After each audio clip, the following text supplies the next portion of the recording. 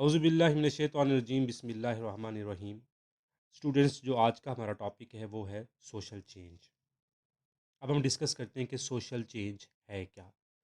Change is difference between two points in time. What was at time one and what is at time to.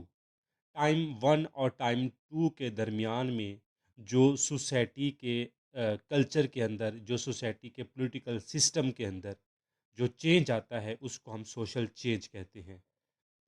ये दो वक्त हैं, दो times हैं। एक सपोज हमारे पास टाइम है जो इंडस्ट्रियल रेवोल्यूशन से स्टार्ट हुआ 18th सेंचुरी से पहले, और एक उससे पहले का टाइम है। तो उन दोनों टाइम का जो डिफरेंस है, जो लोगों का एटीट्यूड, जो लोगों का बिहेवियर, जो लोगों का लिविंग लाइफस्टाइल में जो चेंज आया है, उस डिफरेंस को हम सोशल चेंज कहेंगे। अब हम जब हम सोशल चेंज की बात करते हैं तो हम सोशल स्ट्रक्चर और सोशल रिलेशनशिप्स की बात करते हैं। ये सोशल स्ट्रक्चर और सोशल रिलेशनशिप, सबसे पहले हम मैक्रो लेवल पे बात करते हैं कि किस तरह से पॉपुलेशन के स्ट्रक्चर में चेंज आया, किस तरह से एजुकेशनल इंस्टीट्यूशन में या एजुकेशन पॉलिसीज़ में चेंज आया, किस तरह से लोगों ने एजुकेशन को अडॉप्ट किया, किस तरह से रूरल और अर्बन स्ट्रक्चर में चेंज आया, किस तरह से लोग रूरल से अर्बन एरियाज़ की तरफ मूव करके गए, वहाँ पे किस तरह से लोगों ने अपने लाइफस्टाइल को चेंज किया।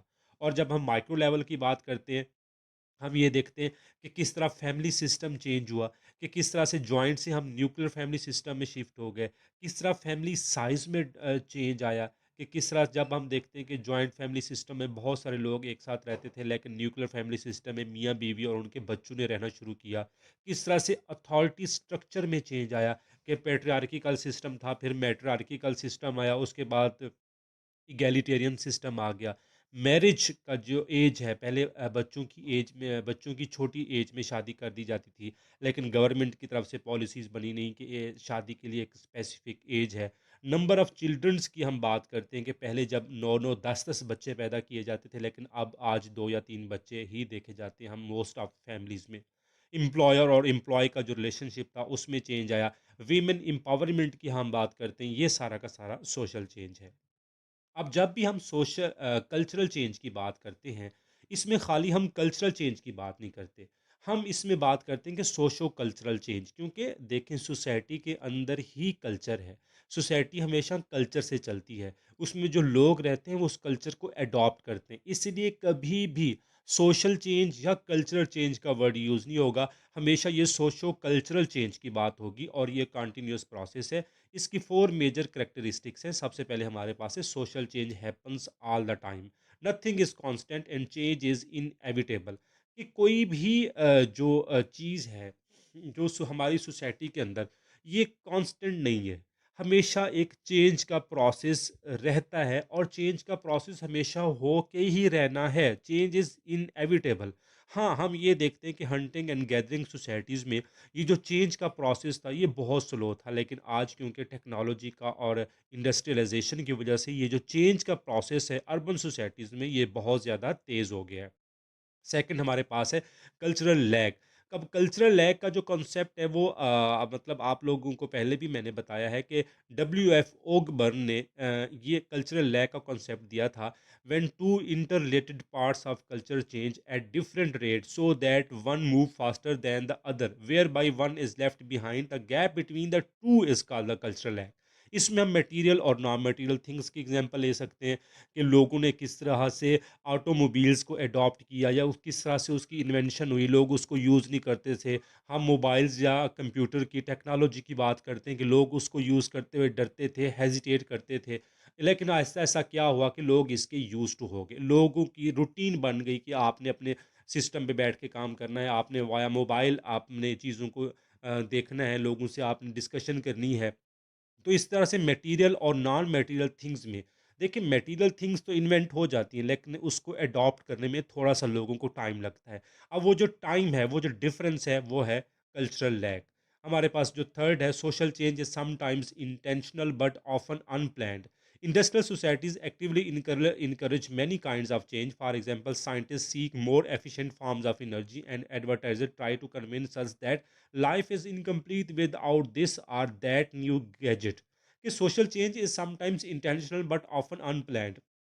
क्या सोशल चेंज होती तो इंटेंशनल है, लेकिन बाज़ दफ़ा ये अनप्लैन्ड होती है। लाइक हम ऑटोमोबाइल्स की बात करते हैं कि ऑटोमोबाइल्स इन्वेंट की गई, तो लोगों ने ये किस लिए इन्वेंट की गई कि लोगों की ट्रांसपोर्टेशन के लिए, लोगों को इधर एक जगह से दूसरी जगह मूव करने के लिए, लोगों की ईज़ के लिए ये चीज़ इन्वेंट की गई थी। लेकिन उससे होता क्या है कि आप ये देखें कि हर साल थाउज़ेंड्स ऑफ पीपल हैं जो इंजर्ड हो जाते हैं, जिनकी डेथ हो जाती है, जो हैंडीकैप्ड हो जाते हैं, और लोग मतलब मुख्तलिफ अनलॉफुल एक्टिविटीज़ में, रॉबरी में या क्राइम्स में इन चीज़ों को यूज़ करते हैं। यही ऑटोमोबाइल्स हैं जो हमारी सोसाइटी के अंदर पोल्यूशन को क्रिएट कर रही हैं।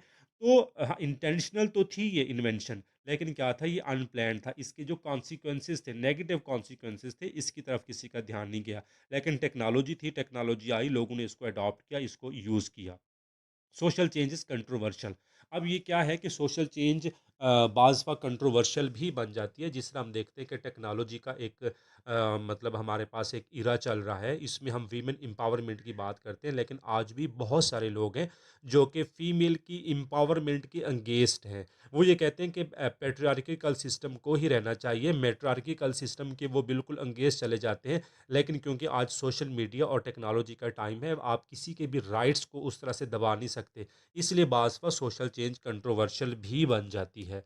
उसके बाद देखते हैं कि social change matter more than others.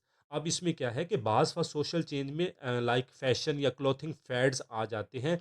वो आते हैं एक सिग्निफिकेंस टाइम में आते हैं, उससे जो स्टेटस को है, जो existing social and political policies हैं, उन पे कोई फ़र्क नहीं पड़ता, उस पे उसके कोई भी पॉजिटिव या नेगेटिव कॉन्सिक्वेंसेस नहीं होते, ना ही कोई उसका इम्पैक्ट पड़ता है। एक फैशन आया, एक ट्रेंड आया, लोगों ने अडॉप्ट किया, लोगों ने उसको छोड़ दिया, दैट्स एक नया ट्रेंड आ गया। लेकिन बाज़ दफ़ा क्या होता है कि जो इंफॉर्मेशन टेक्नोलॉजी है वो क्या करती है कि वो रेवोल्यूशनाइज कर देती है होल वर्ल्ड को।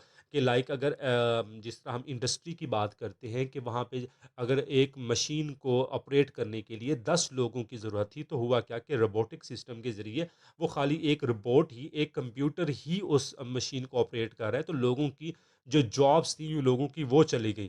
तो बाज़ दफ़ा एक टेक्नोलॉजी का, एक सोशल चेंज का सोसाइटी के ऊपर नेगेटिव इम्पैक्ट पड़ता है, और बाज़ दफ़ा सोसाइटी के ऊपर एक पॉजिटिव इम्पैक्ट पड़ता है, और बाज़ दफ़ा कुछ ऐसा चेंज भी आता है कि सोसाइटी पे उसका कोई भी इम्पैक्ट नहीं पड़ता। लोग उसको एज़ इट इज़ मतलब चीज़ आती है और चली जाती है, दैट्स इट। आगे हम देखते हैं कि काजेज़ ऑफ सोशल चेंज में, काजेज़ ऑफ सोशल चेंज में हमारे पास 6 फैक्टर्स हैं। एक है कल्चर एंड चेंज, दूसरा है कॉन्फ्लिक्ट एंड चेंज, फिर है आइडियाज़ एंड चेंज, फिर है demographic change, environmental change and modernization. अब हम इन सब चीज़ों को वन बाय वन डिस्कस करते हैं। ये basically causes of social change है। सबसे पहला जो हमारे पास कॉज है वो है कल्चर की बात हम करते हैं। There are 3 important sources of culture change, one is invention, second is discovery and third is diffusion.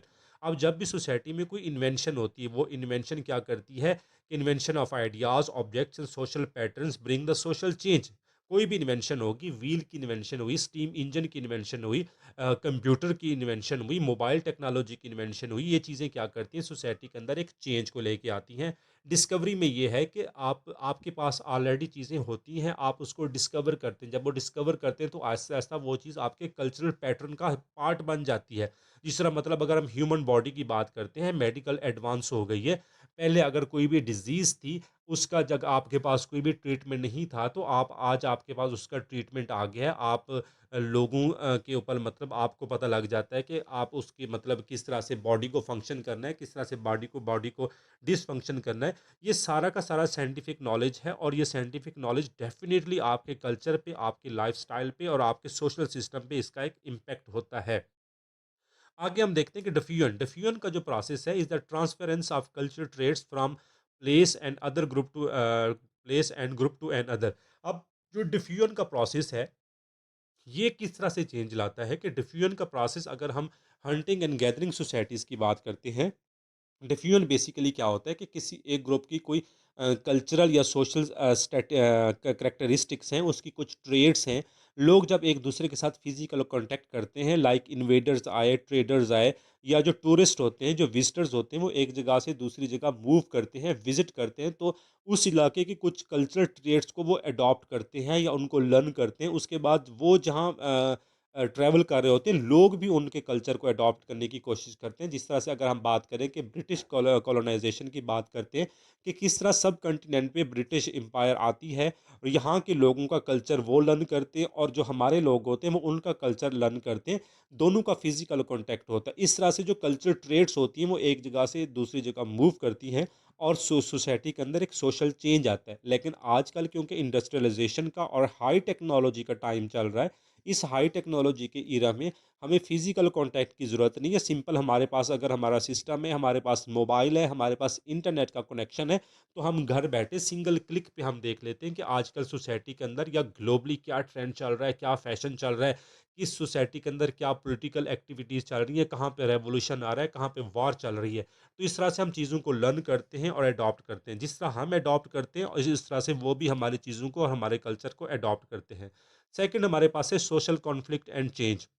अब जब भी हम सोशल कॉन्फ्लिक्ट की बात करते हैं, हमेशा हम कार्ल मार्क्स को ही माइंड में लेके आते हैं। कार्ल मार्क्स ये कहते हैं कि इस सोसाइटी के अंदर क्योंकि इंडस्ट्रियल रेवोल्यूशन के बाद जो कैपिटलिस्ट थे, उन्होंने सोसाइटी को जितने भी उसके रिसोर्सेज थे उन पे उनको ऑक्यूपाई कर लिया, उन पे अपना कब्जा जमा लिया और जो वर्कर क्लास थी वो क्या करती है कि वो उनके एम्प्लॉयर बन जाते हैं। अब जो एम्प्लॉयर होता है वो क्या करता है कि मैक्सिमम प्रॉफिट और मैक्सिमम गेन ले लेता है, लेकिन जो एम्प्लॉयर होता है उसको उस तरह से प्रॉफिट या उसको अर्निंग नहीं मिलती। मतलब एक सिंपल किसी भी एडिडास में, पूमा में या किसी भी इंटरनेशनल ब्रांड में जो एक वर्कर काम कर रहा है, वो वहाँ पे वो शूज़ बना सकता है, वो वहाँ पे वो स्टिच कर सकता है कपड़ों को, लेकिन उसकी इतनी इनकम नहीं है कि वो उन प्रोडक्ट को यूज़ भी कर सके, उन प्रोडक्ट को परचेज़ कर सके। तो इसलिए कार्ल मार्क्स ये कहते हैं कि जब कैपिटलिस्ट सोसाइटी में आते हैं और आज सोसाइटी के जो रिसोर्सेज होते हैं उन पे जब अपना कब्जा कर लेते हैं जो दूसरी क्लास होती है, इस इनइक्वालिटी की वजह से लोग क्या करते हैं, एक सोशल मूवमेंट्स को लेके आते हैं, स्ट्राइक्स होती हैं, लेबर यूनियंस बनती हैं और सोसाइटी के अंदर कॉन्फ्लिक्ट आता है। जब सोसाइटी के अंदर कॉन्फ्लिक्ट आता है तो डेफिनेटली उसका कोई ना कोई सोल्यूशन तो निकलेगा। जब सोल्यूशन निकलता है तो सोसाइटी के अंदर सोशल चेंज आ जाता है। अब हम बात करते हैं आइडियाज़ और चेंज की। अब ये देखें कि कार्ल मार्क्स ने कहा था कि इकोनॉमिक सिस्टम के जरिए सोसाइटी के अंदर कॉन्फ्लिक्ट आता है, इनइक्वालिटीज़ क्रिएट होती हैं और सोसाइटी के अंदर चेंज आता है। लेकिन वेबर बात करते हैं, Weber also highlighted the importance of ideas by showing how the religious belief of early Protestants set the stage for the spread of industrial capitalism.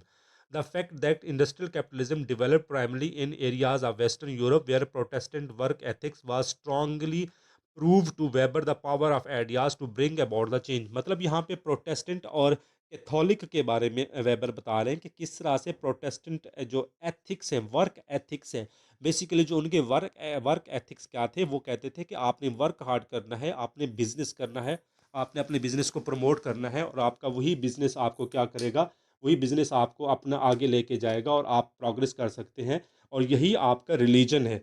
इस रिलीजन की बेस पे वो उन्होंने क्या किया कि अपनी इंडस्ट्री को डेवलप किया, अपनी इंडस्ट्री को उन्होंने वो आगे लेके आए और वो कैपिटलिस्ट बनते चले गए। तो वेबर ये कहते हैं कि किसी भी सोसाइटी के अंदर जो आइडियाज़ हैं वो भी सोशल चेंज को ला सकते हैं।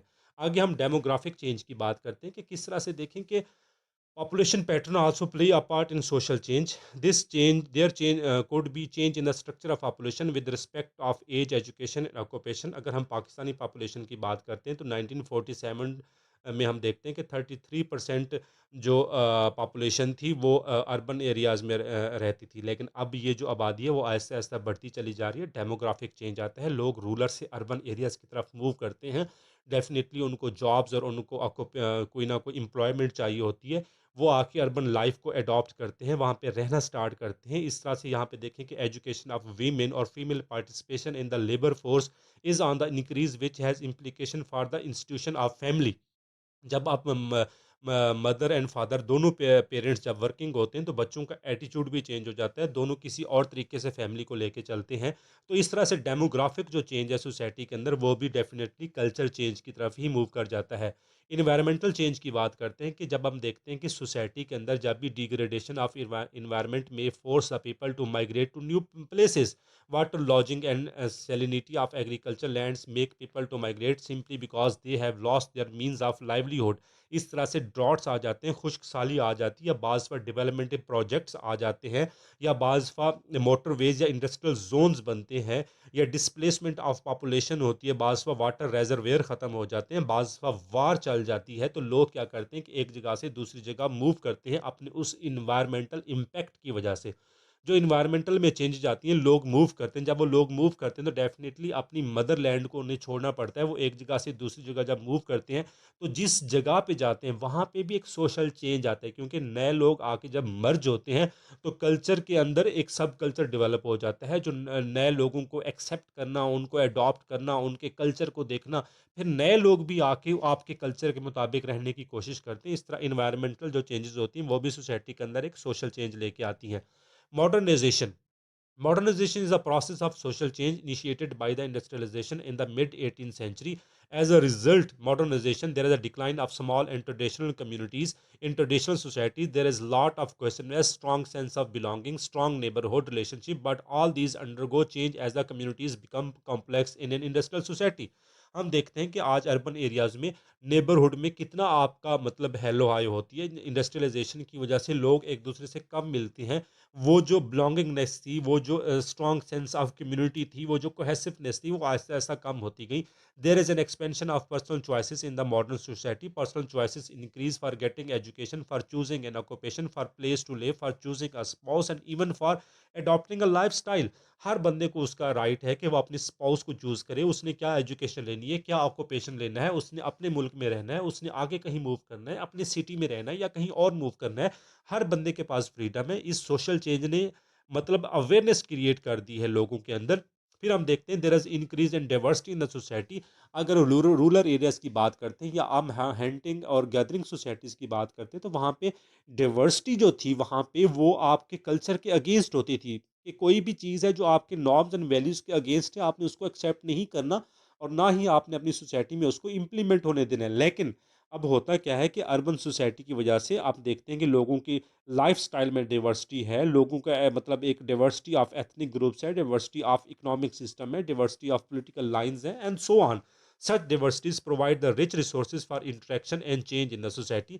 There is future orientation and growing awareness of time. People in the modern societies think more about the future.